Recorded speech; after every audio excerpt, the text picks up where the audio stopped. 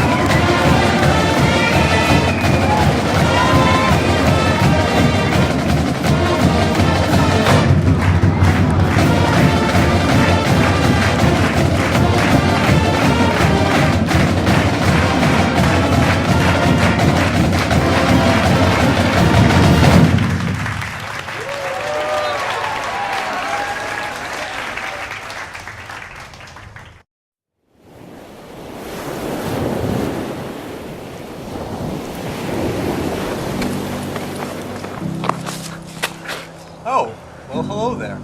Nice of you to join me today. I'm just enjoying some poetry out on my lawn. Nice of you to come meet me. My name is Mike Bane, and I'm a senior at Canfield High School. I was just here reading some poetry by William Blake. He was a well-known poet and artist at this time, and I'm reading A Poison Tree today. It's one of my favorite poems. So here it goes. I was angry with my friend. I told my wrath did end. I was angry with my foe, I told it not, my wrath did grow. I watered it through fears, night and morning, with my tears, and I sunned it with smiles, and with soft deceitful wiles. And it grew both day and night, till it bore an apple bright.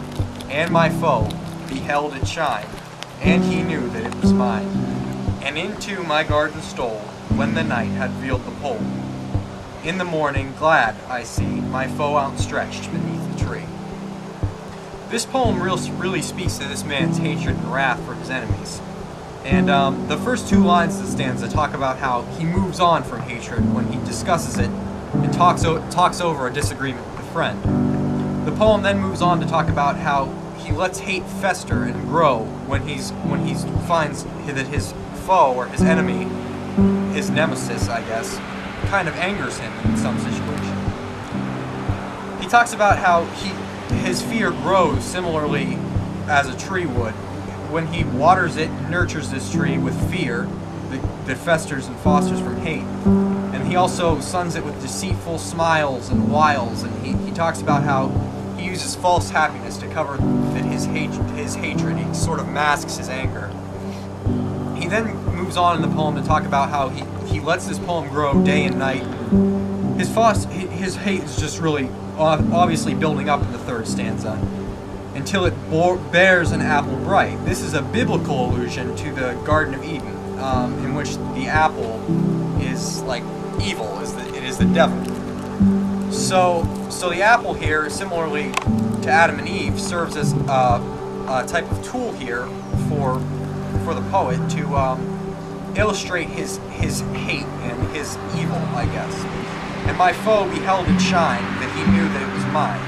So I guess what he's saying here is his enemy knows that this apple is his, and he's going to take it from him. And the next stanza goes on to describe how into my garden stole, when the night had veiled the pole, how his enemy actually does steal the apple. And then the ending of the poem, in the morning glad he sees his foe outstretched beneath a tree, and he's clearly happy here that the man is dead.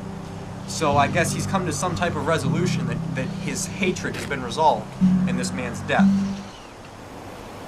So I guess that's A Poison Tree by William Blake. My name's Michael Bane. Glad for you to join me today.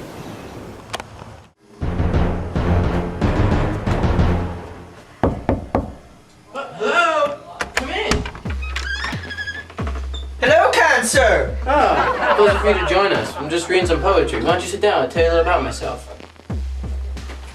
Salvatore Maiorana the first, and I'm a senior at Canfield High School, about to graduate, looking forward to that. Some of my things that I enjoy doing are I love bathing. This is one of my favorite things. I love playing with my friend Matt Wilkins and my fish friend Wizard. And another thing I love poetry. And you know one of my favorite poets is William Ernest Henley. Let me tell you. This man wrote a wonderful poem called Invictus. Matt, would you like to hear Invictus? Yes, sir. This is Invictus by William Ernest Henley. Out of the night that covers me, black as the pit from pole to pole, I thank whatever gods may be for my unconquerable soul. In the fell clutch of circumstances, I have not winced nor cried aloud. Under the bludgeoning of chance, my head is bloody and unbowed. Beyond this plate of wrath and tears looms but the horror of the shade. And yet the menace of the years finds and shall find me unafraid. It matters not how straight the gate, how charged with punishment the scroll. I am the master of my fate. I am the captain of my soul. That was deep. Did you enjoy that? Yes, sir. My favorite part is the third stanza. Let me reread it. Beyond this place of wrath and tears, which he's talking about the earth, how it is full of wrath and tears. If you're looking from a non-optimistic point where it is a very sad place, looms the horror of the shade, which is death. That death is always hanging over us. And yet the menace of the years finds me and shall find me unafraid. Which means, it means a lot, but he's not afraid of death, and neither am I. I think this poem speaks to a lot of us, especially those who are unafraid. It makes you think of like those good movies where the victor is never afraid of death.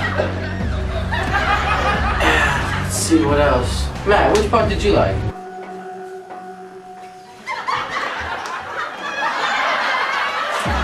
Matt didn't talk much.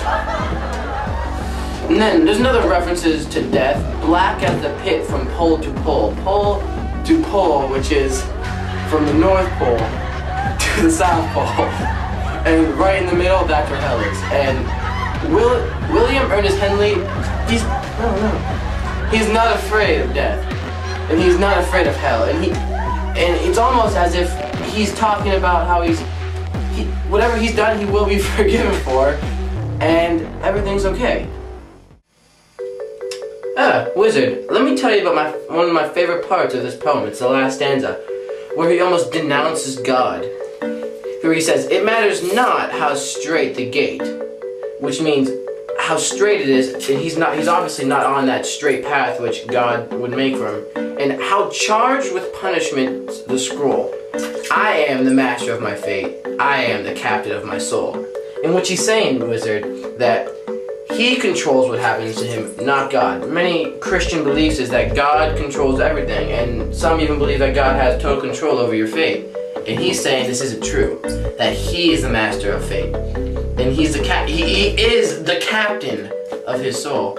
So he is in charge, not God, in which at the time would be ridiculous to say because of the Christian influence on the time. So Wizard, no. So it's just, it was almost like he was a rebel, and it was empowering. I enjoyed this poem a lot. I hope you did too. And you too, man. Well, this is Matt and Sound Wizard from my bathtub. Hope to see you soon.